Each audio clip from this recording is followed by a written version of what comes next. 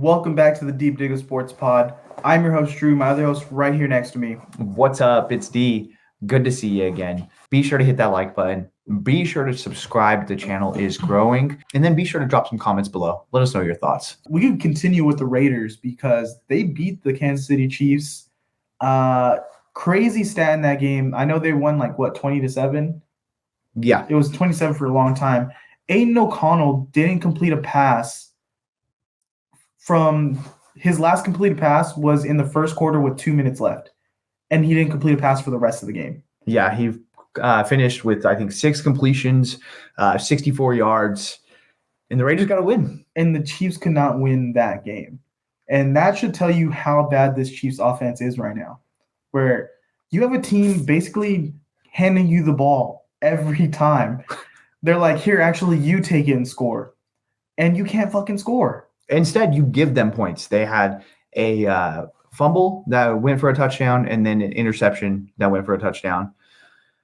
I don't know what you do at this point. I just think you chalk it up and you're like, hey, we're going to give it the old college try, but realistically, we just don't have the pieces here. I mean, what do you do? I guess what you should have done weeks ago is try to bring in a veteran receiver, and at least they might not have been fast or that amazing, but they bring a little bit of stability. Maybe they'll know some spacing better. They'll catch the ball actually. What about Jarvis Landry? Where's this guy at? Couldn't you brought a guy like him in just to be a safety blanket? I know the Jets have Randall Cobb, but if he was on this team, he would catch a couple of balls. I mean, he'd be a second coach at least. I think they needed someone at least. They could sign a vet minimum and come in and be a guy that knows how to play NFL football. And I know Rashee Rice is kind of trending upwards, but he's not a number one receiver, and that's what they're relying on him to be. At least not right now. Yeah, not yet. And none of these young guys that you drafted are developing. It is weird. You see the contrast of what's going on in Green Bay, where those guys have come on. They're looking a hell of a lot better than when they started. And then you see this Kansas City Chiefs, and it's almost like they've regressed in some ways. Kadarius Toney just is comical in every sense of the word. There we go. He's just giving up cartoon picks, Sky Moore doesn't see the field anymore. Yeah, it's just weird, dude. I think Travis Kelce also not being. It's clear he's lost a step. Yeah, not being all the way to where he was even last year. I think that hurts. I think the injury to Pacheco and Clyde Edwards-Helaire has to step up. Clyde Edwards is clearly not that great. I mean, he's decent, but he's not the guy. He's not the guy that you thought when you drafted him. Jared McKinnon hasn't had the same season he did last year for you. I think, and sometimes watching this Chiefs team with Pat Mahomes, it feels like they still have the mindset of, hey, we'll just turn it on when we need it. And then they get kind of down or they get close in these games and they can't turn it on. Yeah, it's almost the same effect of what the Buccaneers went through after they won the Super Bowl with Brady, where it was like, we're the Super Bowl champs. We can do whatever the fuck we want. We'll win when we need to. I feel like the Chiefs are like, let's just sneak into playoffs and then we'll be good. Yeah, and that's kind of not how it works. You needed that win.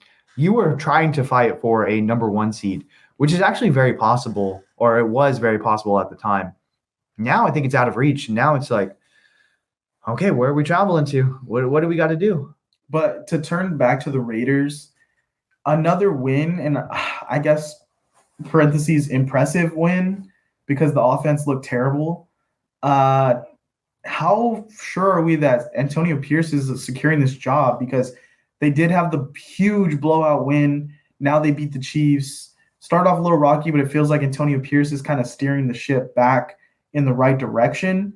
I just don't know offensively or just scheme-wise, is he the guy? And is Mark Davis going to trust him? Because, Mark Davis likes a big name. It's like someone flashy. And Antonio Pierce, he's been a good motivator. He's winning the locker room over. But is it going to be the same story as Rick Bisaccia? I think you've kind of overthought it and got cute. I think you still interview and you see maybe we can land a big fish.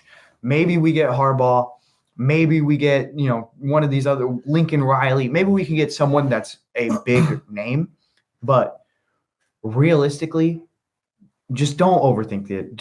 You go with a guy who loves the Raiders, who wants to be the Raiders head coach, and you see right now, like, he just gets the guys. So why not just keep that and move forward with it? You know what I mean? He is like, if you're asking like the Raiders team, what do we want to coach? I'm sure all of them would say qualities that Antonio Pierce has. Former player, understands us, knows what it takes to win games because he's won Super Bowls. So, hey, like let's get there. I think next year he's obviously going to have some scheme to him because he's going to be adding his own staff. That's the one thing he knows plenty of guys because he was in the league forever. And so not only does he know guys that also coached him, but he knows their proteges. He knows other players, and they're like, hey, can you connect me to so-and-so? So I think there's like a lot of people are kind of taking it for granted, but realistically, he can probably put together a really good staff. Yeah, I mean, we'll see. I think unless you can land Harbaugh or Lincoln Riley or maybe Belichick, something in that. With the Tom Brady connection, with the Tom Brady and ownership. Yes, unless you're landing a huge name, I think just give him a 3-year deal.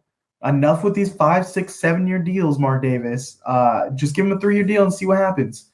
I mean, honestly, your team is not in a rebuild and your team's not ready to go. So you're kind of middle of the road. So why not just, hey, we're not bad enough to get a star quarterback. We're not good enough to bring in star players. So let's just ride it out for a few years and see if this guy brings enough juice to turn this thing around. And if he doesn't, no one's going to blame you. No one's going to be like, yeah, that was a bad move. Shouldn't have signed him as your coach. No, realistically, just like other people will say, you just need an adult in the room. Like realistically, you had – before McDaniels, you had a good core. You just needed to improve upon it. But you went for the big swing. You got a couple of guys in there that just shouldn't have been there. And now you just got to make up for that mistake. Hey, let's bring on Antonio Pierce. Let's hire him on just to be the guy. Let's go out and let's swing big for our GM spot. Let's go out and get Adam Peters. Let's go out and get like someone else that is capable and can really help us out as far as this draft. And let's just make the right choices. Let's just improve year over year over the next 3 years. That's it. Let's just start to win some fucking games. And I think that helps a lot. I trust Antonio Pierce picking defensive players for you a lot more than what they've done in the past. And Max Crosby, he's turning into a top 10 player in the league. Yeah. And if you can build – they have like nothing else on that defense. Sorry, Raiders fans. But there's not a lot of talent on that side other than Max Crosby. Morig looks good. Yeah. Jones looks good. But you have a couple of pieces that you can build around. You can definitely fill out that defense. But Max Crosby is turning into a superstar. Like now that you have had a couple of wins like in key spots, he's starting to get more and more and more star power. And what you got to do is just harness that, build around it, make him a key guy.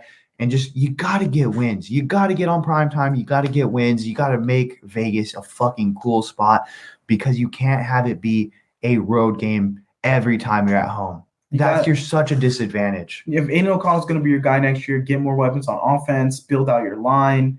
And this division is winnable right now. Like the Chiefs, they're going to need to find a way to maneuver their cap how they do and get a wide receiving core. Not just a wide receiver. They need a whole fucking wide receiving core. And they need to do it in a way that keeps this as much of their defense together or improves their defense. And it's just a tough road for them to figure that out. Especially if Travis Kelce continues a decline, then you're really in trouble with Mahomes there. The Chargers are not good right now. No. Who knows what's going to happen with the Chargers? This is actually a perfect time for the Raiders.